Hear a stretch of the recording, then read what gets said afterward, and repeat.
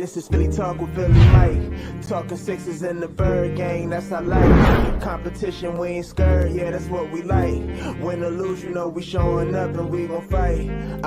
You see we strive for the sky every day that go by. And every single week we scream and fly, eagles fly. This is Philly Talk with Philly Mike, yeah.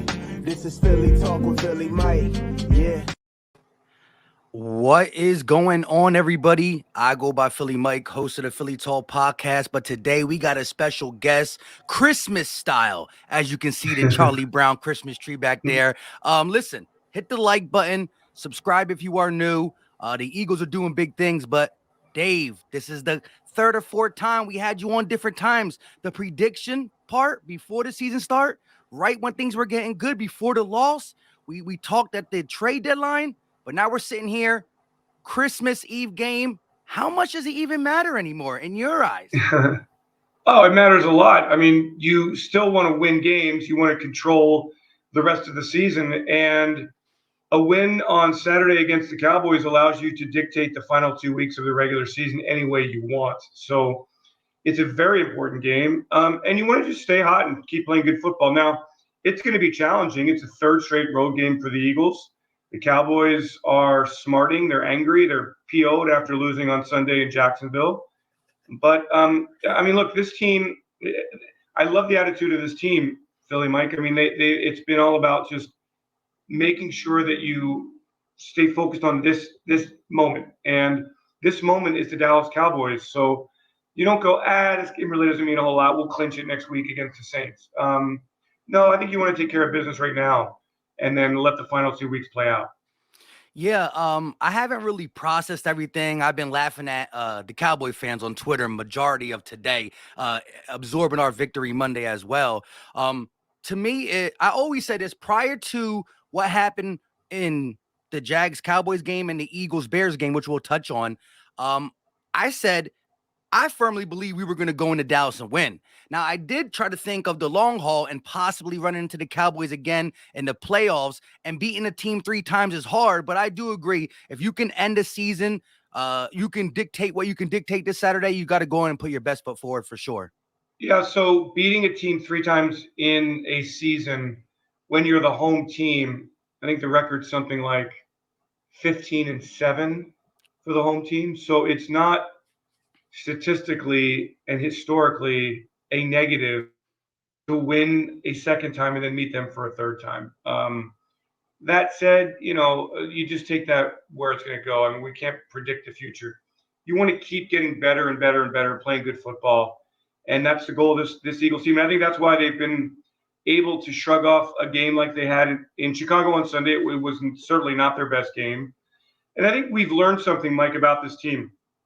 If the Eagles do not turn the football over, if the Eagles do not commit penalties offensively, that offense is really hard to stop. So the only time the Eagles have really hurt themselves and stopped themselves offensively is when they've done it to themselves. And you just want to want to go out there on Saturday. It's going to be a big moment. Look, the Eagles aren't going to, mess up Christmas plans. And we got to go out there on Friday, play on Saturday, get back in the early hours on Sunday, Christmas morning, to go out and lose to the Dallas Cowboys. That is not what this team is all about.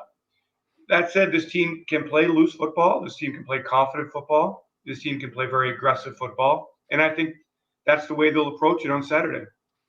Yeah, looking at what this offense has been able to do to teams like the Giants and Tennessee, dropping, combined 70 points, that this style of offense, well, we can win many ways. We can win the slug it out games in the cold or the, high flying games. But I got to ask you, Dave, is it the system or Jalen Hurts? I'm just kidding. We had enough of that topic last week. It's funny. I just talked to a guy from Dallas about that, and he insists. I didn't hear all of the comments. The media did a really nice job just picking out that one comment. But the original conversation of Micah Parsons was, why aren't defensive players given more consideration for MVP? And so, I think the intention for Micah was not to disparage Jalen Hurts. It was to merely say, hey, why can't defensive players get more involved in the conversation? But look, he could have picked a different example than Jalen. it just the Cowboys just kind of can't help stop talking about themselves. And I think that at the end of the day, um, that hurts a football team. I think that the Eagles' approach has been to just keep it very much in a humble Keep the main vein. thing. Yeah, keep the main thing the The main main thing. thing. Yeah, exactly. And just focus on what's in front of you. And the Cowboys are right now in front, and I think everybody's fired up about it. It's Dallas week. It means a lot. The Eagles are 13-1. This is a season to cherish, to remember, to appreciate, and a football team that I think still has really great days ahead of it this season for sure. Yeah, talking about the Bears game a little bit. I actually learned a lot because seeing Jalen Hurts go through a little adversity, having 2 interceptions in the first half, only having 3 on the season, but the bounce back, the response was terrific in my eyes. I like the way the defense came to play hard body and get the ball back for the offense. I like how Jalen spoke about it. I think he got to get more prepared for the cold, but as he said, Chicago cold ain't Philly cold. But what was your take on just the response of Jalen and the offense? Yeah, struggle early, and I've always wondered what is Jalen Hurts' kryptonite. And I'm seeing early in the game that maybe it's the wind, and maybe it's the extreme cold, with 2 interceptions that were just not good balls. But the Eagles kept putting the ball in his hands. They kept trusting him.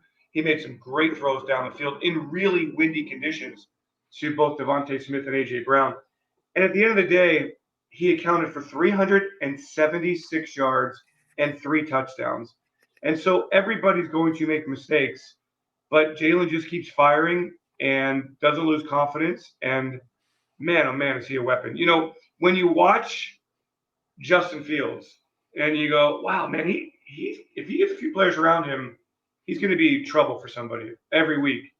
And you go, that's what every team that plays the Eagles has to deal with because Jalen does that to other teams. And I think we, as Eagles people, as Eagles fans, we kind of take that for granted how much of an impact that has on a defense. But seeing it yesterday with Justin Fields, I mean, there were some times early in the game. There was one time when the Bears were in a 3rd and 1 or 3rd and 2, and they dropped him back to pass, and it was either an incomplete pass or a sack. And I thought to myself, why in the world would you do that? Give Justin Fields a chance to have a run pass option, um, or just run him. Like Mhm. it just like that. So that having that weapon now, Jalen took too many hits yesterday, but Agreed. having that weapon is just potent. And I have so much confidence in what he will do in the playoffs because he has developed so much as a pocket quarterback. And look, the Eagles get Dallas Goedert back hopefully on Saturday, and away we go. Yeah, and just to your point a little bit, because I do the all 22, and I'm a big. I love what Miles Sanders was able to do this year, having 1,000 yards in 13 games, running the ball with vision, toughness, staying healthy, knock on, you know what I mean, just getting the opportunities and then going out and delivering. But so much of that run pass option, so much of Jalen Hurts' presence and his athletic ability is helping Miles Sanders, and it frees his defensive end so much. And I saw Hargrave, I saw a couple Eagle defenders get frozen on the RPO thing, and I said, dang, it really is the reason Montgomery's running free, or they go for Montgomery and Fields is running free. So that RPO, watching it live, is like, yeah, you can see the linebackers and the defensive ends get froze for a little bit, and it's such a big factor. And when you add the deep ball, the consistency, everything that Jalen has just done this year, it's incredible, and it shows in our record. Yeah. So, Mike, is it Jalen or is it the system? Hey, it's definitely Jalen. Definitely Jalen. Again, my whole thing is this. Like, my biggest topic was this. People try to discredit a lot of people don't like to be wrong, first of all, right? And there was a lot of things printed out, said about Jalen's development. How long will it take? And can it be done? But at the end of the day, every MVP has had weapons. Think about this. Somebody said it to me yesterday. Shout out to my Of guy, Gate course. City. Tom Brady won 2 Super Bowls before he even got his MVP. And the year he got MVP, he was with Randy Moss, one of the greatest deep threats and players in the game. And if you look around, Kurt Warner had Marshall Faulk and the greatest show on turf. That did not stop him from getting the MVP. So shout out to Howie Roseman. Shout out to this Eagles organization for accumulating all this talent and future draft pick. But Jalen Hurts, listen, the system's the system, but when you drop it in the breadbasket, it's the person dropping it in the breadbasket. You know what I mean? Yeah, for sure. And again, the throws he's made down the field, the accuracy of these. I think his quarterback rating from the pocket is best in the NFL this year. He's been great against the blitz, minimal turnovers. In a way, I was glad. I obviously never want to see him turn the ball over, but if he's going to have a turnover game, have it against Chicago. Eagles overcame it, and let's play great football in these final 3 weeks, however the Eagles play it. So hey, Eagles move on. 13-1. Jalen Hurts is the man.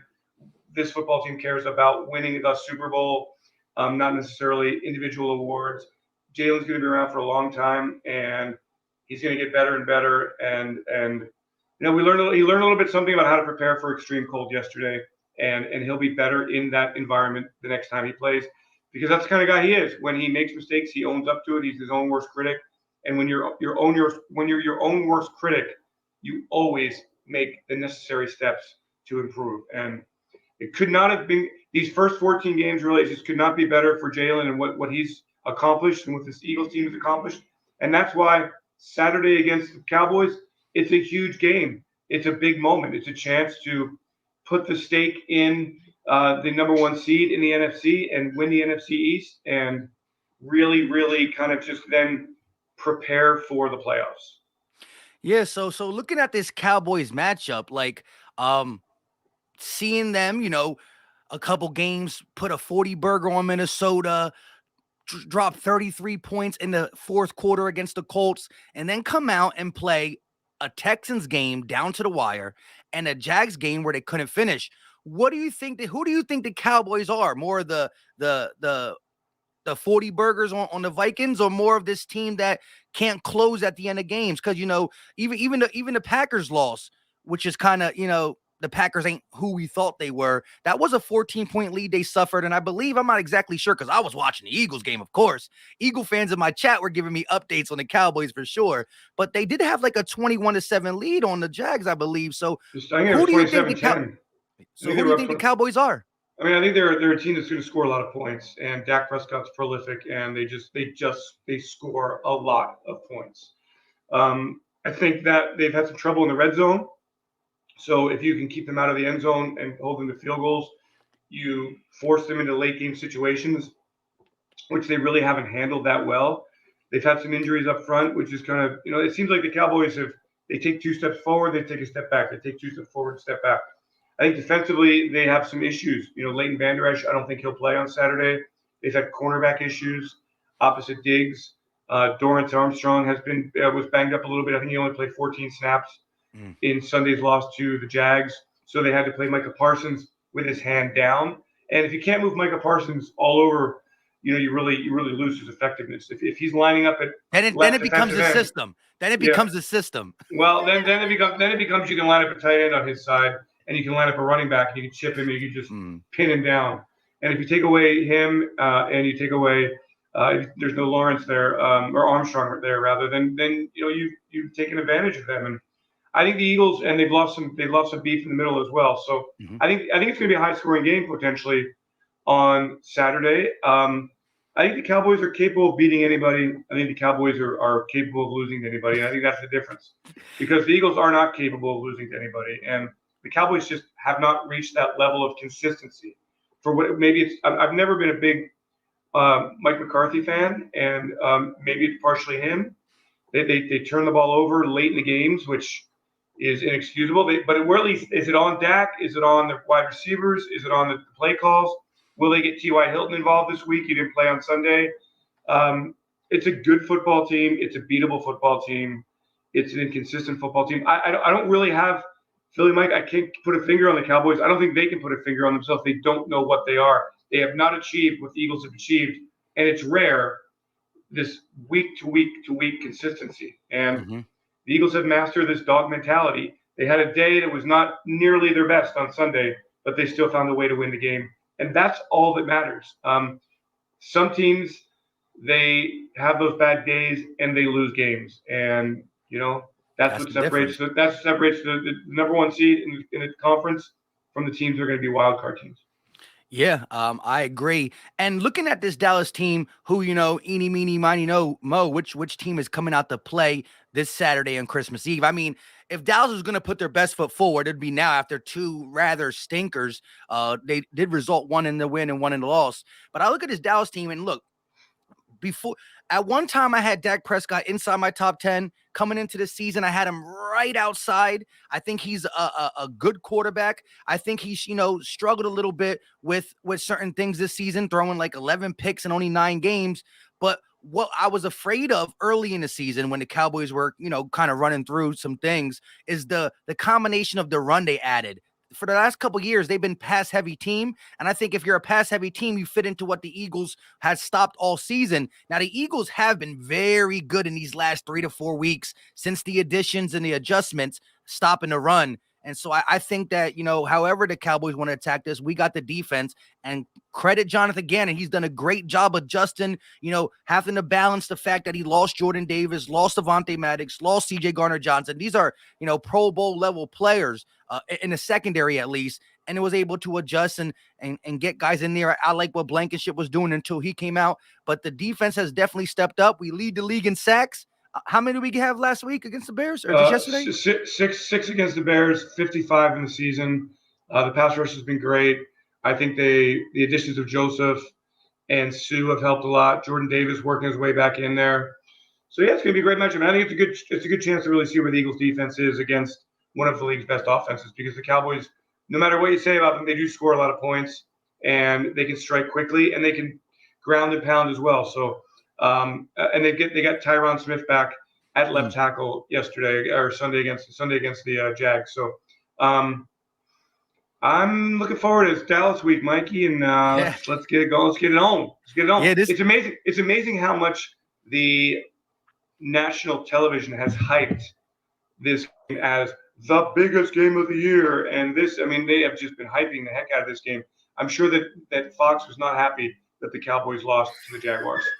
No, that definitely. But again, it's still Eagles Cowboys. It's still Christmas Eve. It's at a prime time at a time frame, because 4 o'clock. I mean, the 4 o'clock game is what you want on Saturday, especially when you got to wake up for Christmas and with the little ones and all that. This game's still going to be big. I think it's going to be, again, I think it challenges our defense, because like when we played against the Bears, what did the Eagles prepare for? Stopping the run. When we played for Tennessee, we prepared stop the run. But this team, like you said, can strike two different ways. So I love to see how we adjust mid-game, during the game, and handle our business to secure the home seed. I do got a question for you, though. A couple more before we get out, not long ones. How do you say we go ahead and handle business Christmas Eve and beat Dallas, right? I don't know. Don't ask me how to play anymore. I don't know. My question is, I don't know. It's a great question. I mean, I don't know. I know that everybody's like, well, you got to beat New Orleans because you got to get that draft pick and blah, blah, blah, blah. I mean, if you're weighing, I'll say this. If you're asking me to weigh the importance of a draft pick next year or getting one of my starters injured for the playoffs, that's not even a question. Okay. Oh no, yeah, that's not even the thing. My thing is, because we have the first round bye, so that's already 1 week. What is your take on possibly having 3 weeks of rest? Do you play starters a quarter or two? Do you keep the blood pumping? No, I probably don't. I probably do what Andy Reid did. Andy Reid rested everybody, but that's just me. But I have no idea, man. I have no idea. Yeah, it's tough. It's tough. I don't know how Nick's going to play it. You really can't play your starters and then pull everybody, because then you've got players who are inactive or players from the practice squad that you could have promoted for the game, and you're still going to have to play starters. There's just not enough active players on game day. So the decision, I think, is either to play your starters or to not play your starters. And I don't know how the Eagles will play it. I just know I really hope we have the conversation next week, because that would mean the Eagles beat the Cowboys, and it's a clear path clinched to the number 1 seed. All I care about is the number 1 seed. It is the goals for this regular season for the Eagles were to win the division and to clinch the number 1 seed. And after the game in Chicago, all they talked about was, I saw on Reddit, it's great, but really, what have we accomplished? We haven't accomplished anything. And Yes, they're 13-1, but they haven't accomplished the goals yet. And the goal is to make the playoffs, win the division, win the NFC's number 1 seed. And so 1 out of 3 so far. Yeah. And so the last thing I'm going to ask you, Devontae Smith is now 99 yards away from 1K. We will not only have a 1K rusher, we will have a possibly 2 1K wide receivers after not having one since 2014. Can he get it against the Cowboys with that beat up secondary? Do you got him going over 99 yards and reaching that 1K? Just, what do you got? What do you got? I always think, I mean, I'm throwing the ball. I don't think any team's covering Devontae and AJ Brown. So, hey, how do you want to play? What do you want to do with the Eagles? You want to stack the box? Well, we'll throw the ball. You want to play light in the box? We'll run the ball. But I mean, Devontae is such a great player. AJ Brown's such a great player. The offense has been just so much fun to watch. Mm-hmm. But I don't, in 3 games, will Devontae get 90 plus yards or whatever the number is? I would think so if he plays that many games. I would love that to be his early Christmas gift on Christmas Eve, though. You know what I mean? It sounds good. It does sound good. But hey, appreciate the time again. I love the Christmas tree. It had me distracted the whole time. You know what I mean? Well, that's the idea. It's a beauty. And happy holidays, Merry Christmas to you and everybody who's watching and being part of your world and the Eagles world. We thank you for your support. And let's celebrate Christmas and New Year's and all the way through, and hopefully everything comes through Lincoln Financial Field because it is such a home field advantage because of all of you, the great fans. Yes, that is that. The Seattle used to have the 12th man with their stadium. We got the 12th man with our stadium too. It's just loud and proud over there. Well, there you go, Dave Spadaro, the only Eagles insider. I consider myself an Eagles outsider, talking about the outside news. But we appreciate you. Like Dave said, happy holidays, Merry Christmas with all y'all. I'll talk to y'all again before the time's done.